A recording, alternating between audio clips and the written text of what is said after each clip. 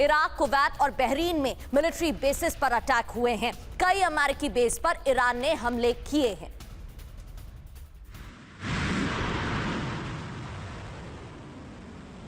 Iraq, Kuwait और Bahrain में हमलों की तस्वीरें। और देखिए एक और बड़ी खबर कुवैत से। कुवैत पर ईरानी ड्रोन से अटैक हुआ है। आसमान में नजर आया है शाही ड्रोन, तो कुवैत पर भी हमला किया गया है। ये देखिए आप तस्वीरें आपके सामने, कुवैत में ईरानी ड्रोन से अटैक किया गया और शाही ड्रोन जो कि ईरान का ड्रोन है वो कुवैत के आसमान में नजर आया।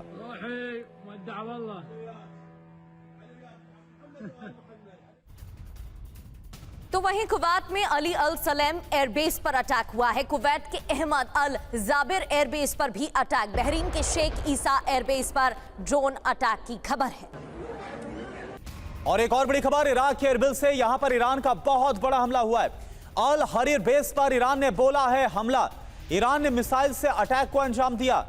एक रडार सिस्टम को भी मार गिराने का दावा किया गया। ये देखिए आप इराक के एरबिल की तस्वीरें हैं।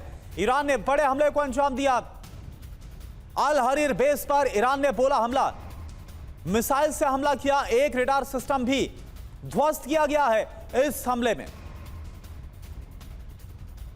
इधर स्ट्रेट ऑफ हॉर्मुज में अमेरिका के वॉरशिप पर हमला किया गया है। ईरान ने वॉरशिप को मार गिराने का दावा किया। अमेरिका के 2 जहाजों को भी मारने का दावा।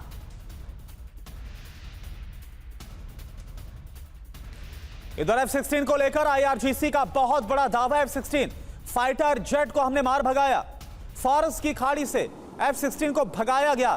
तो आप देखिए एक तरीके से ये एक बहुत बड़ी चुनौती पेश कर दी गई अमेरिका के सामने। यूएस ईरान में क्यों तलवार खिंच रही है? आज के हमलों से कुछ घंटे पहले बैठक और ट्रंप ने सिचुएशन रूम में बैठक की। राष्ट्रीय सुरक्षा टीम से डोनाल्ड ट्रंप की मुलाकात हुई और कई मुद्दों पर मंथन। बिल्कुल, इसके अलावा आक्रामक अभियान शुरू करने का फैसला लिया गया। ईरान को फिर से सबक सिखाने पर सहमति दी गई है। अब ट्रंप नाराज क्यों है, यह आप समझिए। दरअसल ईरान ने यूएस ड्रोन को मार गिराया। हॉर्मुज स्ट्रेट में ईरानी आक्रामकता लगातार बढ़ रही है और डील पर मुस्तफा का जो अड़ियल रुख है वो एक वजह है। अरब देशों पर ईरानी धौस से भी परेशान हैं। सेंटकॉम ने आज के हमलों की क्या वजह बताई है, ये भी जान लेते हैं। समंदर में अमेरिकी फोर्स को खतरा है, कमर्शियल शिपिंग को ईरान से खतरा है, ये कारण हमलों के पीछे बताए गए हैं। भारद्वाज सर, अब सवाल यहाँ पर ये है, क्या डोनाल्ड ट्रंप अपने आप को सर्वे सर्वा समझते हैं? क्योंकि एक तरफ तो वो नेतन्याहू को हमला करने से रोक रहे थे, दूसरी ओर जब उनके हेलीकॉप्टर पर अटैक हुआ तो तुरंत उन्होंने हमला बोल दिया। तो जब वो चाहते हैं उस हिसाब से एक्शन ले लेते हैं। इसके पीछे क्या कारण है? क्या साख पर भी अब बात आ गई है? क्योंकि जो ऑब्जेक्टिव्स प्राथमिक तौर पर उठाए गए थे उनमें से एक भी ऑब्जेक्टिव पूरा नहीं हुआ।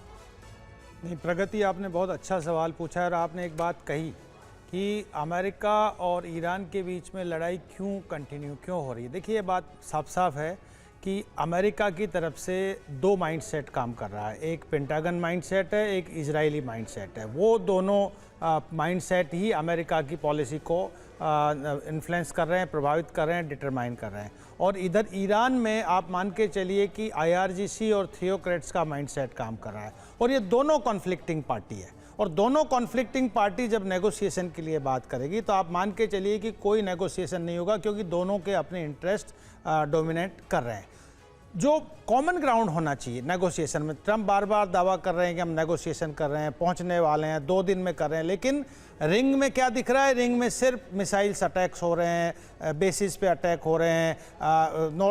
जो अब मिडिल ईस्ट के, चाहे बहरीन है, कुवैत है, ओमान है, इनके बेसिस पे अटैक हो रहे हैं। ईरान का रिटेलिएशन हो रहा है। बेसिकली क्या है कि कोई कॉमन पॉइंट पकड़ा नहीं जा रहा, उस पर आ नहीं रहा। ना हॉर्मुज के मामले में कोई कॉमनलिटीज़ सहमति बनी है, ना ही न्यूक्लियर इश्यूज़ के संदर्भ में कोई सहमति पे पहुंच पाए हैं, और ना ही जो इनकी ईरान की जो असेट्स हैं जो फ्रीज़ की गई है उसको डी फ्रीज़ करने के लिए, ये 3 जो कोर इश्यूज हैं इन पर दोनों की सहमति नहीं हो पाई, क्योंकि दोनों का माइंडसेट है वो डिफरेंट माइंडसेट है, वो कॉन्फ्लिक्टिंग माइंडसेट है। जब कॉन्फ्लिक्टिंग पार्टीज़ को आप नेगोशिएशन के लिए लेके आएंगे तो उसमें कभी भी कॉन्फिडेंस बिल्डिंग नहीं हो सकता, ट्रस्ट बिल्डिंग नहीं हो सकता। बिल्कुल।